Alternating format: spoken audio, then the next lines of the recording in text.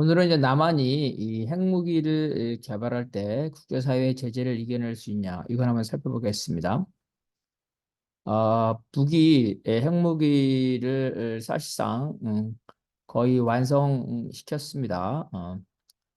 전통적인 핵무기 이외에도 각종 전술 핵무기, 핵어뢰, 그다음에 초음속 미사일, 거의 핵 추진 잠수함 빼고는 거의 대부분의 핵무기를 완성을 했고, 그다음에 이제 핵을 대량 생산, 핵탄두를 대량 생산하는 그러한 단계로 진입하고 있습니다. 그래서 미국의 일각에서는 아마도 트럼프가 대통령에 당선되면 어, 북의 그 핵무기 비핵화를 장기적인 과제로 삼고, 당장 해서는 북과 핵무기를 일단 인정하고 핵 군축을 하는 거를 당장의 협상으로 할 수 있다는 말이 지금 트럼프의 정책 라인에서 그런 말들이 나오고 있습니다. 그래서 북한과 미국이 핵 군축을 하게 되면 북의 핵무기를 인정하는 거기 때문에 결국 남한 내에서도 핵무기를 개발하자는 여론이 나올 것 같습니다. 그래서 그럴 경우에 남한이 핵무기를 개발할 때 과연 대외 관계가 어떤 상태로 되는지 그거를 한번 살펴보도록 하겠습니다. 이 작년이죠. 작년에 여론조사의 결과에 따르면은 한국이 핵 개발을 해야 된다는 입장이죠.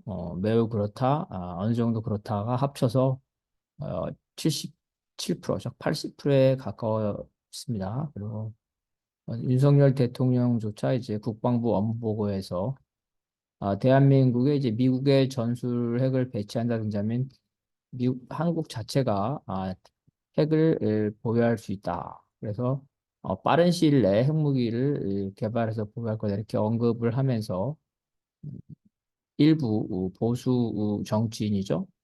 홍준표 이런 사람들 그러는데 대통령까지 이제 그런 언급을 하게 되면서 남한의 핵 개발론이 사실 어, 점차 이렇게 뜨거워지고 있습니다. 남한이 핵 개발을 하게 된다면 첫 번째는요, NPT에서 탈퇴를 해야 되겠죠. 핵 확산을 금지하는 조약에서 탈퇴를 해야지만 가능하니까 제10조의 이제 비상사태 때 그 자국의 중대한 이익이죠. 그러한 이익이 위태로울 경우에는 조약으로부터 탈퇴할 수 있다. 예를 들어서 남한이 북한을 주적으로 상정하고 있고 주적인 북한이 핵무기를 개발해서 전술핵으로 남한을 타격했다고 위협하고 있는 상황을 남한의 이제 그 중대한 국익 문제라고 간주해서 NPT를 탈퇴하는 그런 상황을 고려할 수 있습니다. 일단 NPT를 탈퇴해서 핵 개발을 선행을 하게 되면은 국제안전기구죠. 국제원자력기구의 에, 준수사항을 지킬 수가 없겠죠. 그렇게 되면 NPT 회원국이죠. 대부분의 나라들이 여기 들어가 있는데 NPT 회원국으로부터 핵 원료 물질과 관련 장비를 제공받을 수가 없습니다. 그래서 핵 원전죠. 원자력 발전소에 필요한 핵물질과 관련 장비를 받지 못한다는 겁니다. 그래서 모든 국제원자력기구는 모든 지원을 중단을 하게 되고요. 국제원자력기구가 남한의 핵개발 움직임이죠. 이러한 핵개발 움직임을 유엔에 보고하게 되고 유엔에서는 이제 낮은 차원이겠죠. 낮은 차원의 경제적 외교적 방법, 즉 제재를 착수하게 됩니다. 뭐 한국이 이제 원자력 공급국 그룹이죠. 여기에서 축출되면서 여기 원자력 공급 그룹에서는 이제 미국, 영국, 프랑스 등 원자력 선진국이 있을 텐데 원자력 기술과 물질에 대한 협력을 받지 못하게 됩니다. 이럴 경우에 이제 한국이 이 전기 생산에 있어서 원자력의 약 30%를 의존하고 있고 24개의 원전을 가동해야 되는데 여기에 필요한 핵원료를 수입할 수 없게 되고요. 그다음에 각종 제재로 인해서 원전 수출도 불가능하게 됩니다. 단순한 핵 개발을 선언하는 것 이상으로 이제 핵물질에 대해서 농축, 재처리를 시도할 경우에는 이제 한미 원자력 협정에 따라서 미국은 한국에 대해서 원자력 기술, 핵 연료 제공 등 모든 들을 중단하는 조치를 취하게 됩니다. 결국 이제 현재 상태로라면은 핵 원자력 발전소를 운영하기 어려운 상황이 되는 겁니다. 더 나아가서 핵실험을 하게 되면 포괄적 핵실험 금지 조약, 여기에 따른 제재를 받습니다. 물론 이 금지 조약에 미국, 중국 이런 나라들이죠. 이스라엘 이런 나라들은 이제 그 서명을 했지만 아직 비준, 그죠? 효력이 발휘되고 있지 않고 인도, 파키스탄, 북한은 아예 조약에 서명조차 하지 않았습니다. 그리고 특히 이제 북에 대해서 이런 핵실험과 탄도미사일 실험을 반복하고 있었기 때문에 이 핵실험 금지 조약 위반이죠. 여기에 따라서 이제 무기 수출입이라든지 에너지 수출입, 기타 경제 분야에서 유엔 안보리의 제재를 받았습니다. 그래서 한국도 이제 이 핵실험 금지 조약에 따라서 핵실험을 하게 될 경우에는 유엔 안보리 등에서 제재를 받게 됩니다. 현재 북한이 유엔 안보리에서 받고 있는 제재는 상상을 초월한데요. 모든 무기 수출뿐이 아니라 석유죠, 석유, 그다음에 가스 이런 에너지에 관한 수출입도 제한받고 있습니다. 거의 죽지 못할 정도로만 허용하고 있고 산업 기반을 와해시키는 죠. 기타 금융이라든가 모든 경제 분야에서 극단적인 제재를 받고 있습니다. 더 이상 제재를 받기 힘들 정도로 그 정도로 제재를 받고 있습니다. 미국과의 관계에 있어서는 미국은 1994년에 그 무기 수출 통제법, 자기 나라의 무기를 해외에 수출할 하는데 상대방이 핵 실험을 했을 경우에 거기에 대한 조치가 이제 1994년에 도입된 글렌 수정법입니다. 이 수정법에 따라서 핵을 갖고 있지 않은 나라, 즉 한국 같은 나라가 핵 실험을 하게 되면 대통령이 이를 확인해서 각종 지원, 차관, 교육까지 금지하도록 하고 있습니다. 이 글렌 수정법에 따르게 되면 군복무죠, 그러니까 군사적 지원, 병력 지원이겠죠. 그다음에 군사 설비 중단, 그리고 이런 군사 물품과 기술에 대한 수출 금지. 그뿐만 아니라 미국 상무부에서 지정한 특정 제품과 기술에 대한 수출 금지, 그리고 미국 은행과 IMF죠, 세계은행 등등 국제 금융기관으로부터의 그 금융거래, 재정, 신용 이런 것들이 다 중단되고 대부분의 대원조도 중단됩니다. 물론 인도적 지원은 예외를 하게 됩니다. 다만 대통령이 이제 특정 사안별로 의회에서 법 적용을 유보할 수 있다. 이거 뭐냐면 이제 핵을 핵을 개발하고 있는 나라가 그 개발을 중단하고 협상을 나온다면 그 협상하는 동안에 일부 제재를 유보할 수 있다. 이런 겁니다. 그래서 이제 북한의 경우에도 그 협상에 나오면 이 조항에 따라서 일부 제재를 유지할 수 있다. 겁니다. 이외에도 이제 해외 원조법에 따른 제재, 모든 원조가 중단됩니다. 이 글렌 수정법은 1998년에 핵실험을 한 인도와 파키스탄에 적용된 바가 있습니다. 사실 이제 인도, 파키스탄은 70년대부터 특히 인도가 먼저 핵무기 개발을 시작했고요. 그 위에 파키스탄이 인도에 맞서서 핵무기를 개발해서 미국이 각종 제재를 했습니다. 근데 소련이 아프가니스탄을 침공한 이후에 미국이 파키스탄과의 협력이 필요해지기 때문에 미국은 파키스탄에 대한 제재를 8개월 만에 면제해 줬습니다. 1998년에 파키스탄이 핵실험을 한 이후에도 핵 제재가 이루어졌지만 사실 핵심적인 제재는 1998년 인도 파키스탄 구조법에 의해 대부분 면제됐습니다. 이슬람 세력에 의한 9.11 테러 직후 미국이 이제 그 테러와의 전쟁이죠. 자유작전을 하게 되면서 중동 전쟁을 시작하게 되면서 중동에 있는 알카에다와 탈레반을 소탕하기 위해서는 중동 국가죠. 중동과 국경을 맞대고 있습니다. 아프가니스탄이. 그래서 이 파키스탄은 아프가니스탄 등으로 이동하는 적급로죠. 그러니까 병참입니다. 병참. 미국의 군대와 그다음에 물자 그리고 작전을 하려면 이 파키스탄을 경유하거나 파키스탄 기지를 이용해야 되기 때문에 파키스탄의 전략적 가치가 되게 높습니다. 파키스탄을 협력하기 위해서 파키스탄의 핵무장을 묵인하고 그뿐만 아니라 대규모로 경제 군사적으로 지원했습니다. 즉 미국의 묵인 아래 파키스탄이 핵무장을 할 수 있었다는 겁니다. 이런 것을 보면 한국의 경우에 남한이 핵 개발을 하려면 먼저 NPT를 탈퇴해야 되고 이때부터 이제 원전 산업의 타격을 받고 핵물질을 농축하기 시작하면 미국과 국제사회 제재로 원전 산업의 붕괴에 대해서 엄청난 전략난에 시달리겠죠. 전력난에 시달리게 됩니다. 이렇게 되면 핵개발 여론이 급속하게 사그라들겠죠. 핵개발로 인한 고충이 너무 크기 때문에 여론이 사그라든다.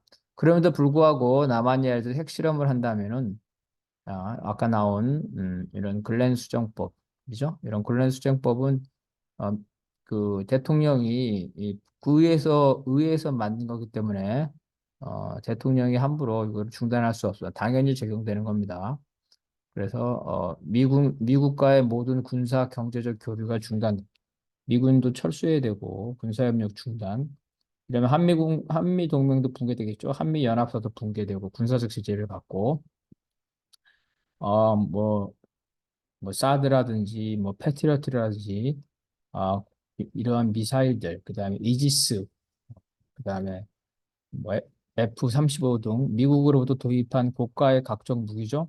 각종 무기에 대한 미국의 기술 부품 지원이 중단되고 네트워크도 중단되면서 결국은 이러한 고가 무기의 운용이 불가능해지는 상태로 갑니다. 더 나아가서 군사 물자뿐만 아니라 일반 상품 수출입에 대한 제한, 그리고 이제 금융거래, 국제적인 금융거래죠.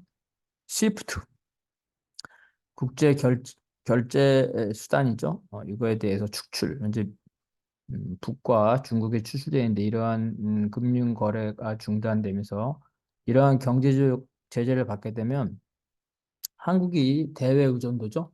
대외 의존도가 70%, 80% 이렇게 넘어가게 되는데 한국 경제에서 수출입이 차지하는 비중이 70% 이상이라는 겁니다. 결국은 이러한 경제 제재로 인해서 한국 경제는 붕괴가 될 겁니다. 이 정도가 되면 아마 핵 개발을 추진한 정권은 선거나 탄핵에 의해서 물러나게 되고 그렇지 않더라도 엄청난 경제난으로 인한 그죠?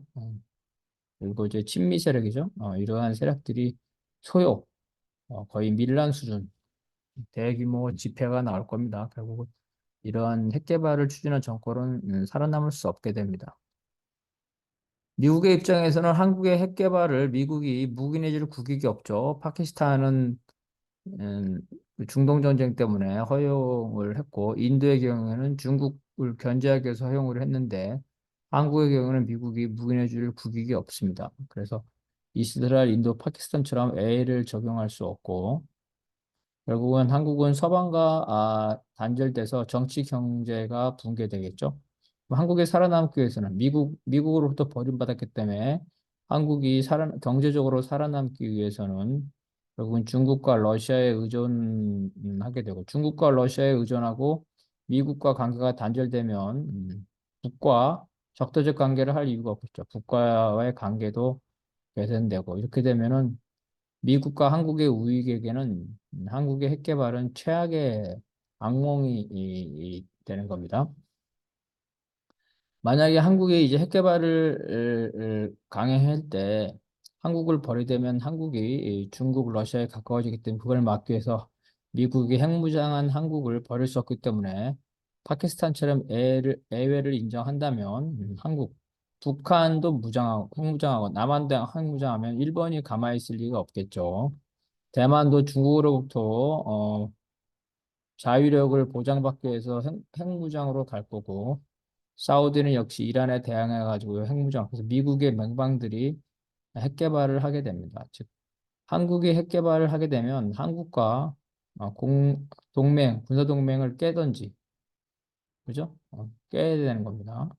그렇지 않고 한국을 떠안는다면 미국으로서는 도저히 수용할 수 없는 사태, 즉 핵무기가 엄청나게 확산하게 됩니다. 확산하게 됩니다. 그래서 미국의 입장에서는 한국이 핵무기를 가지는 것을 막기 위해서 한국에게 제재를 해서 한국이 혼란에 빠지게 될 거고, 이럴 경우에 미국은 이제 수단과 방법을 가리지 않고 한국의 핵무장을 저지할 거, 특히 핵 개발을 주도한 국가 지도자를 가만 놔두지 않을 겁니다. 파키스탄 부토 수상은 폭사됐고요. 박정희는 암살됐는데 확인되지는 않았지만 이들의 핵 개발, 미국 몰래 핵 개발을 한 게 이들의 어떤 암살이나 폭사의 배경이 아니냐는 추측들이 있습니다. 다만 트럼프의 경우 대선 후보 시절에 미국이 이 국제 경찰의 역할을 할 필요가 없다.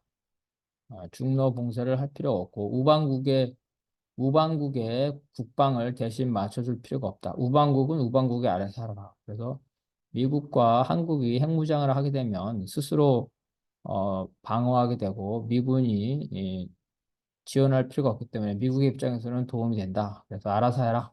이런 입장을 가지고 있습니다. 만약에 이처럼 한국과 일본의 핵무장을 용인하게 되면 그것들이 아까 말한 대로 사우디나 대만까지 확장이 되고 결국은 미국의 핵질서, 그죠? 미국의 세계 질서가 종식이 되면서 미국은 이제 세계적인 영향력을 상실하게 되면 세계적인 정치 군사적 영향력을 기반으로 한 그죠? 경제적 정치적 타격을 입게 됩니다. 핵무기가 이렇게 파급이 되면 결국 핵전쟁의 위험성이 높아지죠. 미중러 핵무기가 가진 나라가 몇 나라 안 될 때는 핵전쟁을 통제할 수 있지만 이제 핵무기가 확산이 되면 핵전쟁을 통제하기 어려워집니다. 결국은 핵전쟁을 두려워하기 때문에 사람들은 결국 세계적인 핵 군축을 하게 되고 미중로는 이러한 뭐 북이라든지 이 핵무장한 남한 혹은 대만, 이란 뭐 이런 나라들과 함께 핵 군축을 하게 되면서 미중로의 핵지배가 종식될 가능성이 있습니다. 이렇기 때문에 중국과 러시아도 자기들만이 핵무기를 가지고 있지 남한, 음, 남한이 핵무장하는 걸 원치 않습니다. 중국과 러시아가 남한이 핵무장해서 미국과 관계가 멀어지면 남한을 자기 편으로 끌어들이고 싶은 그러한 욕구를 느끼겠지만 사실은 핵무장한 남한은 중국과 러시아에게 엄청난 위협이 되기 때문에 차라리 한국이 핵무장하지 못하도록 한국의 혼란과 고통을 방치할 가능성이 높습니다. 다시 말해서 미국과 중국, 러시아는 한국이 핵무장하는 것을 반대하는 데 있어서 같은 동일한 이익 입장을 가지고 있다는 거죠. 이게 바로 북의 핵무기에 대해서는 중국과 러시아가 소극적으로 대응하지만 남한의 핵무기에서는 미국뿐만 아니라 중국과 러시아도 적극적으로 반대하기 때문에 한국이 과연 그러한 미중러와 국제사회의 제재를 뚫고 핵 그 무기를 개발하는 건 사실상 불가능하다. 뭐 박정희나 전두환이나 이승만처럼 선거에 기반하지 않고 어떤 국민들을 폭력으로 그죠? 폭력으로 탄압하면서 독재를 유지하면서 그렇게 한다면 경제가 어렵더라도 독재를 유지하면서 핵무기를 개발할 수 있겠지만 현재 상황에서는 그렇지 못하기 때문에 결국은 핵무기 개발을 추진하는 정권은 선거가 됐든 국제사회의 압력이 됐든 아니면 대규모 대중 집회, 경제난으로 인한 대중들의 반발이든 어떠한 형태든 간에 핵 개발을 추진한 정권은 붕괴될 수밖에 없다는 게 결론이라고 볼 수가 있겠습니다.